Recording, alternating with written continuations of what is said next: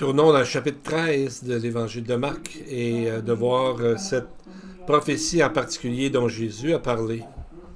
Premièrement, on voit le temple de Hérode ici à son meilleur. Et Jésus a dit au verset 2, « Il ne restera pas pierre sur pierre qui ne soit renversé. » Bien, ils ont été sûrement très surpris par la puissance de cette prophétie. 3 disciples ont demandé à Jésus quand et comment tout cela arriverait et quelle serait la fin de ce monde tel que nous le connaissons. Bien, Jésus a donné 4 signes. Le premier signe était la venue de faux messies et de faux prophètes. Donc, Jésus dit 4 signes qui vont arriver durant la période de l'Église. Le deuxième signe, il y aura des guerres et des rumeurs de guerre. Le troisième, qui le grec appelle séismos, qui sont traduits par tremblement de terre, mais on a vu dans le grec la semaine dernière que ce mot comprend aussi toutes sortes de problèmes naturels qui peuvent arriver, autant que psychologiques ou politiques. Le quatrième serait des famines, des signes de détresse, et aussi que le cœur de l'homme va s'endurcir de plus en plus. Et avant ça, Jésus veut réconforter ses disciples qui vont passer à travers la persécution en son nom. Et ensuite, après sa résurrection, pour les prochains 2000 ans, mais spécialement durant les derniers 7 ans de la prophétie de Daniel qu'on appelle la tribulation, les temps de la tribulation. Et on voit que ça ressemble beaucoup à ce que Jésus lui-même, on voit que Jésus est en train de les avertir de ce qui va leur arriver. Et c'est arrivé d'abord à Jésus. Et lui-même a vécu à travers une persécution. Donc on va regarder et comparer certains de ces événements. Premièrement, au verset 9, il leur dit « Prenez garde à vous-même, on vous livrera aux tribunaux. » En grec, c'est le mot Sanhedria qui est devenu le mot Sanhédrin, qui était la cour la plus haute cour pour rendre justice en Israël. Et dans Marc 14, on voit au verset 1 que les principaux sacrificateurs et les scribes cherchaient les moyens d'arrêter Jésus par ruse et de le faire mourir. Donc, il a été le premier à se faire arrêter. Ensuite, il les a avertis au verset 12 que le frère livrera son frère à la mort. Mais c'est ce qui lui est arrivé à Jésus quand un ami très proche l'a trahi, Judas l'Iscariote. Marc 14, 10 nous dit que Judas Iscariote, l'un des 12, alla vers les principaux sacrificateurs afin de leur livrer Jésus. Donc, Judas Iscariote était le premier d'une grande liste de traîtres qui ont trahi Jésus et qui ont renié la foi.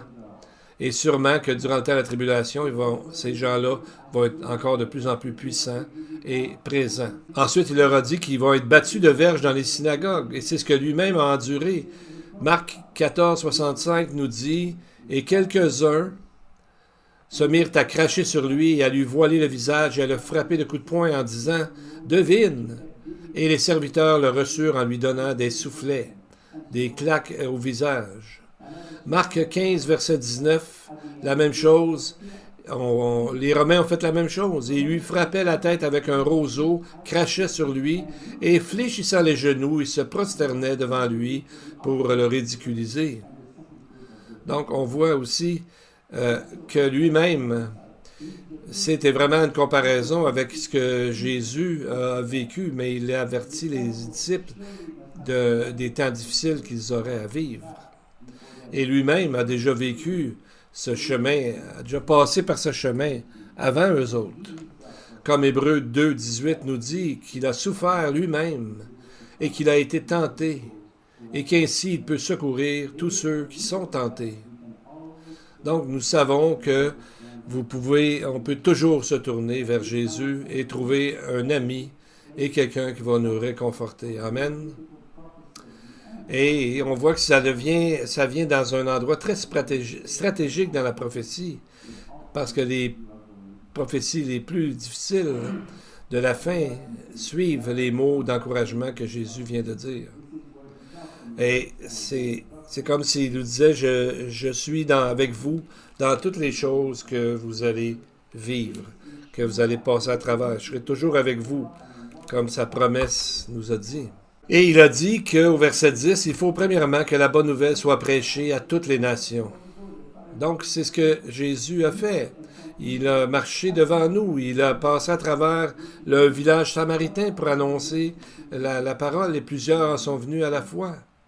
Et il est allé voir la femme syro-phénicienne dans le nord, et sans compter plusieurs centurions ou centeniers qui en sont venus à croire à lui.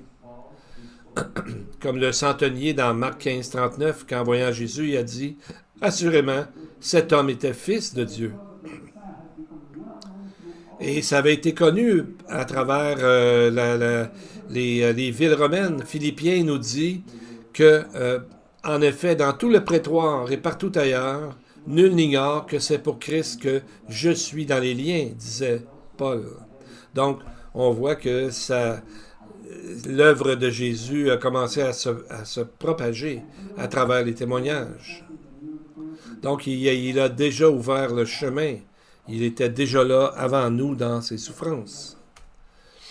Et Jésus nous promet aussi l'aide de l'Esprit Saint de Dieu. Verset 11. « Quand on vous emmènera pour vous livrer, ne vous inquiétez pas d'avance de ce que vous aurez à dire, mais dites ce qui vous sera donné à l'heure même. Car ce n'est pas vous qui parlerez, mais l'Esprit Saint. » Il y a quelque chose ici d'important, c'est que maintenant, le Ruach Kodesh, l'Esprit Saint de Dieu, va venir à cette occasion pour parler à travers les croyants. Il va parler pour le Messie en sa faveur. Donc, c'est une puissance que Dieu nous promet, que nous aurons quand nous marcherons avec Dieu et en arriverons peut-être un jour à souffrir pour Dieu. Donc, le Saint-Esprit nous donnera les paroles. Comme quand Pierre et Jean ont été arrêtés et confrontés avec l'interdiction par le Sanhédrin en Israël et de ne pas parler au nom de Dieu. Et ils avaient été battus de verge. Acte 5, 41 dit « Les apôtres se retirèrent de devant le Sanhédrin, joyeux d'avoir été jugés dignes de subir des outrages pour le nom de Jésus. » Donc, on voit que c'est pas logique de se réjouir après avoir été battu, mais le Saint-Esprit peut créer ça lorsqu'on le fait pour le Seigneur. Et Joël avait dit dans Joël 2, 28, « Qu'en ces jours-là, je répandrai mon esprit. » Une prophétie qui a été citée un peu plus loin dans ce chapitre quand on parle de la seconde venue de Christ. Donc, si on regarde que c'est déjà commencé, cet esprit a déjà commencé à habiter dans les croyants. Et donc, cette prophétie a déjà été commencée de s'accomplir dans les gens. Et donc, on vit dans des temps très intéressants au niveau de la foi, car ce n'est jamais arrivé une telle chose avant que l'Esprit demeure dans les croyants comme tels. Donc, on voit qu'on arrive dans un moment très important, très précis du temps, et qu'on voit que c'est vraiment à la porte maintenant, tout ça. Mais on voit ici comment c'est pointu, comment c'est important, les versets 14 à 18. Voici ce que Jésus a dit. « Lorsque vous verrez l'abomination de la désolation établie là où elle ne doit pas être, que celui qui lit fasse attention. Alors que ceux qui seront en Judée fuient dans les montagnes. Que celui qui sera sur le toit ne descende pas pour entrer prendre quelque chose dans sa maison. Et que celui qui sera dans les champs ne retourne pas en arrière pour prendre son manteau. » Et il ajoute, « Malheur aux femmes qui seront enceintes et à celles qui allaiteront en ces jours-là. Priez pour que ces choses n'arrivent pas en hiver. » On voit ici que les choses changent radicalement. Avant, Jésus a listé des prophéties et au verset 7, il dit « Il faut que ces choses arrivent, mais ce ne sera pas encore la fin. » Mais on voit ici qu'il y a une urgence qui se développe. Jésus dit maintenant que quelqu'un verra l'abomination de la désolation, de ne pas attendre, de ne pas retourner en arrière. de ne pas prendre le temps, de ne pas, comme on dit en québécois, pas niaiser, parce que c'est très important ce qui est en train de se passer, et de fuir où? Dans les montagnes. Mais quelle est cette abomination de la désolation qui va déclencher ce moment crucial? C'est l'endroit où les prophéties de la Bible culminent. C'est un sommet. Tout vient ensemble à ce moment-là. Les prophéties, ce n'est pas une matière d'interprétation personnelle comme on pense, comme Pierre nous a averti de ne pas faire. Donc, pour comprendre la pleine implication de ce terme abomination de désolation, il faut aller voir l'interprétation de l'Écriture elle-même. Et on voit que c'est pas si compliqué, dans le fond, quand on essaie de le comprendre de par les Écritures. Premièrement, le sens du mot abomination est ce qui cause l'horreur et le dégoût, alors que le mot désolation a rapport avec ce qui est sacrilège au niveau religieux, ce qui est utilisé contre ce qui est pur et saint. Donc, dans la prophétie, c'est associé avec la venue de l'Antichrist. Comme Daniel 9, 24 nous dit, « Il fera une solide alliance avec plusieurs pour une semaine. » On parle de l'Antichrist ici. « Et au milieu de la semaine, donc au milieu des 7 ans, il fera cesser le sacrifice et l'offrande. Le dévastateur commettra les choses les plus abominables jusqu'à ce que la ruine et ce qui a été résolu fondent sur le dévastateur. » Donc, on voit que au milieu de la tribulation, lorsqu'on dit 7 ans, c'est parce qu'on comprend dans Daniel que les années sont des semaines. Il parle de semaines, d'années. Donc, c'est pour ça qu'au milieu des 7 ans, donc à 3 ans et demi, il va avoir à ce moment-là un renversement.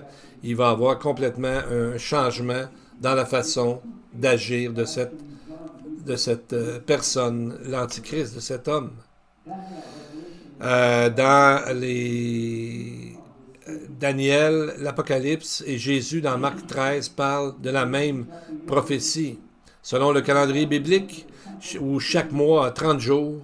Donc, la moitié de 7 ans, c'est exactement 42 mois ou 1260 jours, comme les autres textes nous disent. Donc, on voit cette prophétie qui est exactement la même chose que 3 ans et demi.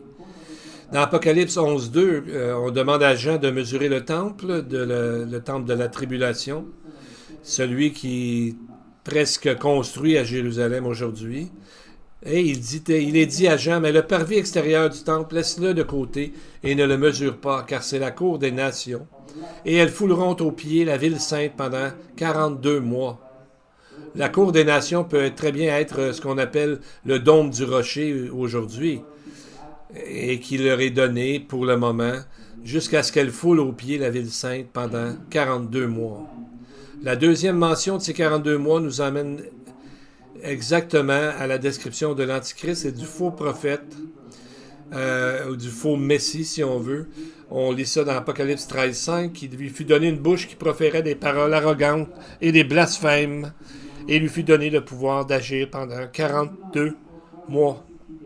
Donc, 42 mois, c'est 1260 jours, ou 3 ans et demi. Ce chiffre est pour nous montrer aux élus l'importance des chiffres, l'importance de l'exactitude de la parole de Dieu. Dans Apocalypse 12.6, on nous explique le reste d'Israël à ce moment-là sera protégé pour une période spécifique. Verset 6. Et la femme s'enfuit dans le désert où elle avait un lieu préparé par Dieu afin d'y être nourrie pendant 1260 jours encore. Donc on voit ici la femme qui est Israël se sauve dans les montagnes, où est-ce qu'il y a le désert, où est-ce qu'il y a une place qui est préparée pour elle pour 1260 jours. Dans la prophétie de Marc 13, on voit que Jésus a dit à Israël de ne rien apporter parce qu'il va pourvoir pour elle. Donc de ne pas retourner dans la maison pour amener quelque chose, que Dieu va pourvoir. Exactement comme il l'a fait pendant 40 ans dans le désert. Il sera avec eux pendant les 3 ans et demi suivants.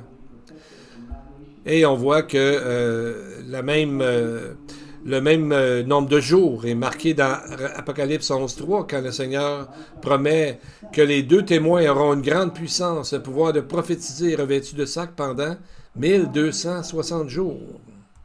Alors, le reste d'Israël sera protégé d'être annihilé, d'être anéanti, d'être détruit. Et on voit que Dieu a préparé les choses avec ces 2 témoins qui vont être les témoins de la parole de Dieu pour les gens dans ce moment-là. Mais l'abomination de la désolation, qu'est-ce que c'est au juste? Jésus dit que ça va déclencher quelque chose, parce que Jésus mentionne que celui qui lit fasse attention. Attention, et qu'est-ce qu'il faut comprendre exactement? La manière que le grec est écrit, c'est pas selon les lois de la grammaire. C'est comme si je disais à quelqu'un, la chaise en bois, elle, comme étant une personne, elle tient sur 4 pattes. Donc, c'est comme si on donne la vie à cette chaise en bois. De la même façon, l'abomination de la désolation, on pourrait le lire littéralement. Il faut voir que quand l'abomination de la désolation, une personne, se tiendra là où il ne devrait pas être. Donc, on ne parle pas d'une chose, mais d'une personne. Cette personne, on a vu dans d'autres textes, c'est la personnification dans la vie même de l'Antichrist, un homme qui fera que tout le monde sera sous son emprise. Paul nous l'avait dit dans 2 Thessaloniciens 2, 3, 4, versets 3 et 4, comme si le jour du Seigneur était déjà là, que personne... Il y a des gens qui disaient que le jour du Seigneur était déjà là, comme il y en a qui le disent aujourd'hui. Que personne ne vous séduise d'aucune manière, car il faut que l'apostasie soit arrivée auparavant, qu'on ait vu paraître l'homme impie, le fils de la perdition, l'adversaire, qui s'élève au-dessus de tout ce qu'on appelle Dieu ou de ce qu'on adore. Il va jusqu'à s'asseoir dans le temple de Dieu, se proclamant lui-même Dieu. Donc on voit que Paul explique l'abomination de la désolation, ça représente l'homme impie, le fils de la perdition. Ce chef du monde, qui va être le chef du monde, et que Jean appelle l'Antichrist, viendra dans le temple, s'assoira et se proclamera lui-même comme un Dieu. Donc, c'est le pire péché de Satan d'essayer d'avoir la place de Dieu. Ésaïe 14.13 nous dit que Satan dans son esprit, ou encore il le dit dans les mots qui sont là, il a dit « Je monterai au ciel, j'élèverai mon trône au-dessus des étoiles de Dieu ».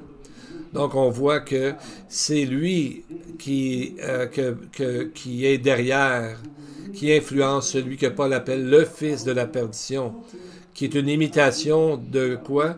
De le Fils de Dieu. Ça va être le dernier essai de Satan de prendre la place de Dieu. Après ça, ça va être terminé. Et de réaliser l'abomination de la désolation, c'est quand l'Antichrist lui-même va s'asseoir en se proclamant lui-même Dieu. Alors nous, dans Daniel 9, 27, on va regarder encore ce que ça dit. Il fera une solide alliance avec plusieurs pour une semaine. Au milieu de la semaine, il fera cesser le sacrifice et l'offrande. Le dévastateur commettra les choses les plus abominables jusqu'à ce que la ruine et ce qui a été résolu fondent sur le dévastateur. Donc, on voit qu'il va faire cesser le sacrifice et l'offrande. Donc, ça veut dire qu'il va falloir qu'il y ait un autre temple. Le temple devrait fonctionner pendant les premiers 3 ans et demi, où il hypnotise les gens, il fait semblant qu'il est de leur côté, mais après 3 ans et demi, il montre son vrai visage et commence à faire des guerres un peu partout. Mais, donc, on peut voir que le temple pourrait fonctionner dans les premiers 3 ans et demi. Donc, il y a des gens aujourd'hui qui disent, ben voyons donc, ça se peut pas qu'il y ait un autre temple qui soit reconstruit. Mais il faut voir quand on va en Israël, ce qu'on appelle l'Institut du Temple, tous les instruments sont prêts. À partir du linge jusqu'à tout, il ne manque seulement que l'espace où le construire. En plus, c'est que seulement les Lévites, la science a découvert que les Lévites ont un chromosome différent de tous les autres Juifs. Donc ça va permettre de savoir qui devrait être parmi les sacrificateurs.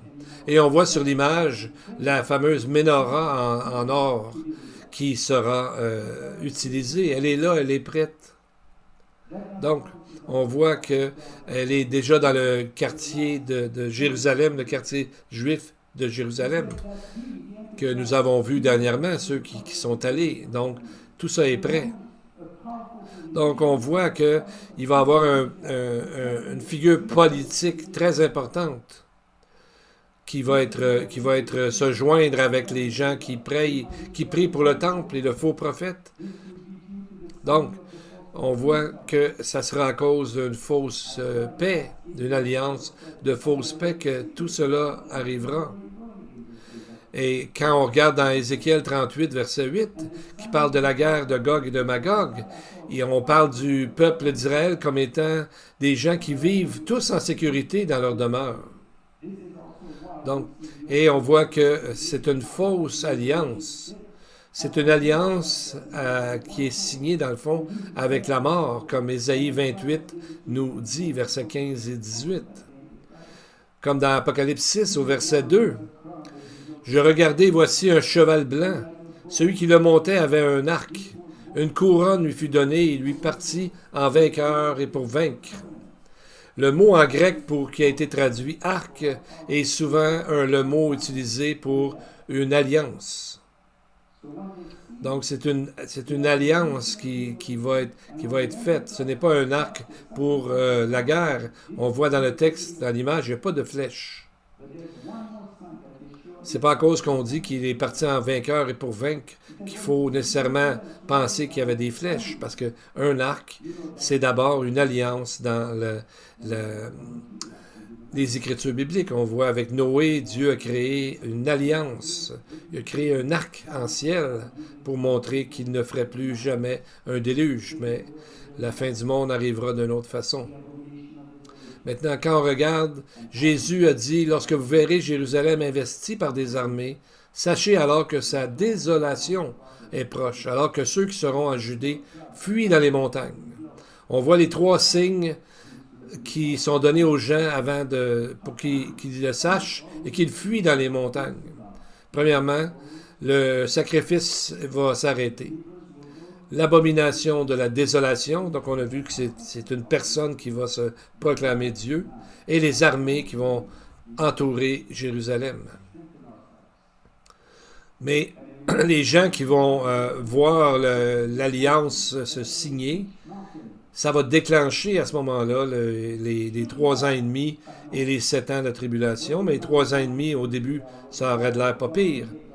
Mais nous savons, parce que Dieu nous a donné assez d'informations pour le savoir, et ces gens-là sauront presque la date, étant donné qu'ils sauront le début de la signature.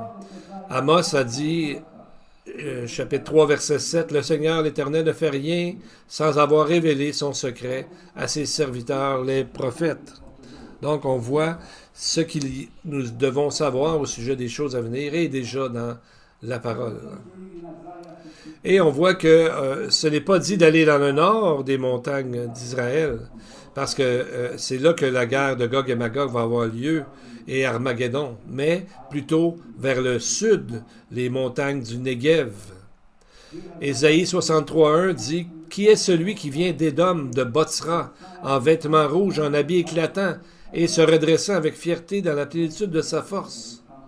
C'est moi qui ai promis le salut, qui ai le pouvoir de délivrer. » Donc, Botsra, ou Petra, qui veut dire rocher, ou bergerie. Botsra veut dire bergerie, et Petra veut dire rocher. Bien, c'est dans le sud. Alors, l'idée est de se sauver dans le sud. Botzra et Petra, c'est pour ça que beaucoup de gens mettent des Bibles dans les rochers lorsqu'ils vont là-bas. Pour les gens qui seront en fuite, ils auront à ce moment-là des choses bibliques à lire.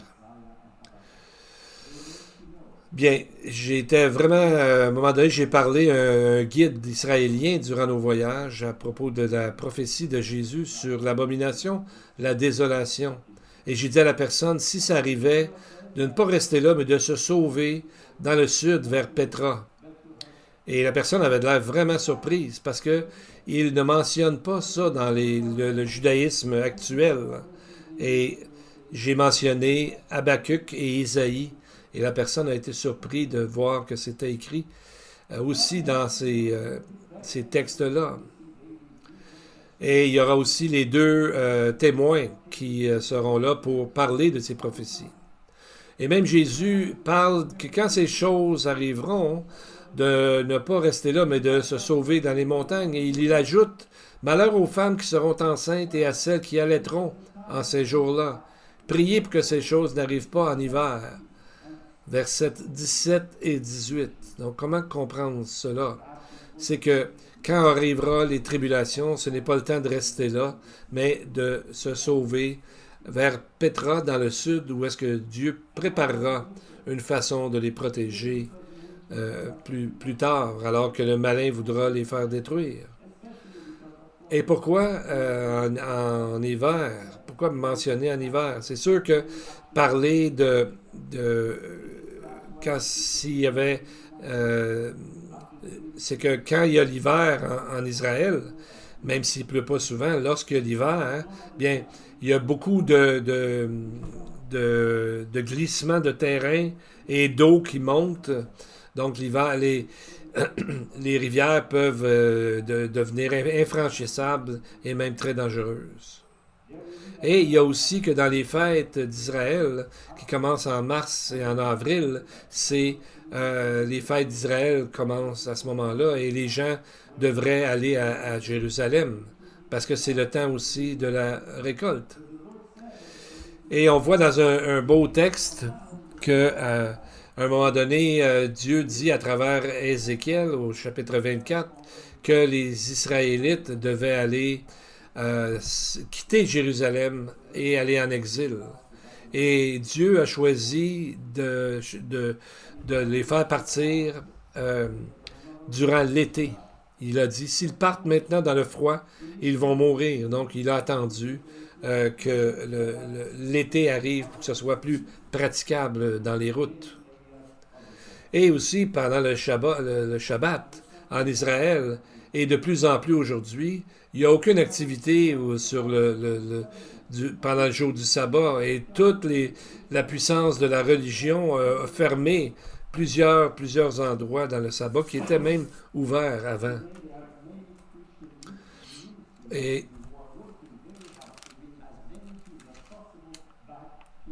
il y a beaucoup de ministères aujourd'hui qui veulent amener beaucoup de Juifs en Israël. Ils croient que plus qu'il va y avoir de Juifs qui vont venir en Israël, plus vite le Messie va revenir.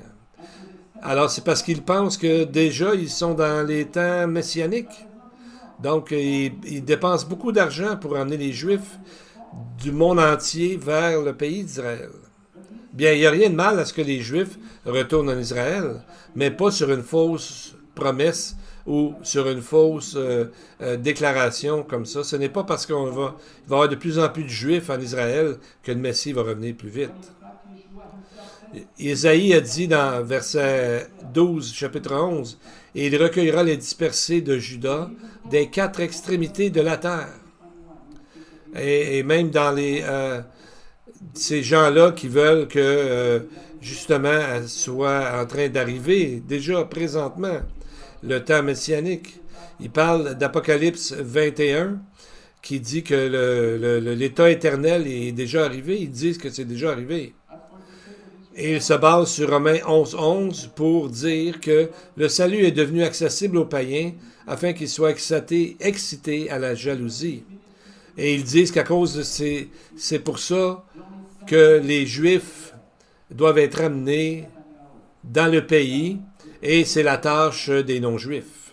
Mais ça, c'est pour plus tard, c'est pas maintenant. On n'est pas dans les temps messianiques.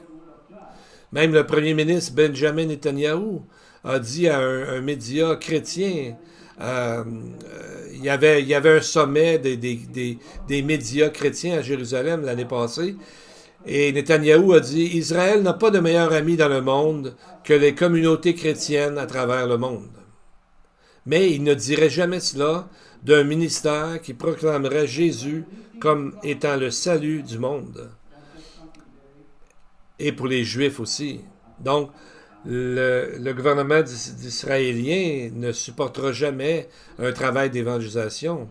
Mais ces ministères prennent beaucoup d'argent dans les églises, mais ils partent sur des fausses prémices et amènent les Juifs vers le pays, alors que Jésus nous dit que durant la fin des temps, il faut se sauver dans les montagnes. Alors on voit que il y a une contradiction flagrante, là.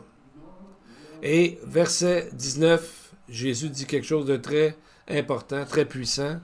Il dit, car la détresse en ces jours sera telle qu'il n'y en a pas eu de semblable depuis le commencement du monde que Dieu a créé jusqu'à présent et qu'il n'y en aura jamais de semblable.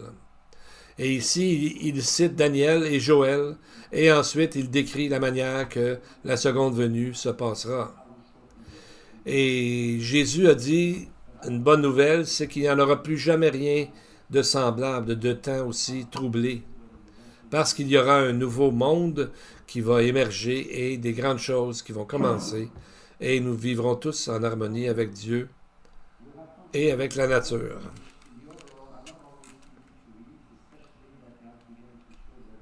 Pour conclure, on voit tous ces signes qui sont en train de se passer. Et 2 Thessaloniciens 3.3 dit bien, le Seigneur est fidèle, il vous affermira, il vous préservera du malin. Il y a un commentateur rabbinique qui a noté que le mal dans ce monde est la souveraineté de Dieu. Et il a dit cette phrase, quand Israël est dispersé, la Shekinah est avec eux, comme il est écrit. Le Seigneur reviendra de captivité. Ce n'est pas dit qu'il ramènera les captifs, mais qu'il reviendra, ce qui signifie qu'il reviendra avec nous. Donc on voit qu'il dit, il te rassemblera encore du milieu de tous les peuples chez lesquels l'Éternel t'avait dispersé.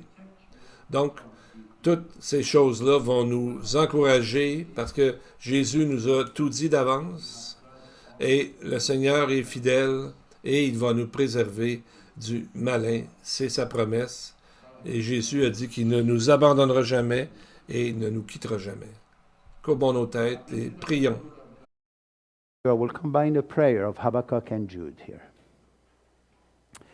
Now, blessed are you, O Lord our God, King of the universe. By your word you sanctify us, and through your infinite love and kindness you take great delight in us and give us your Spirit.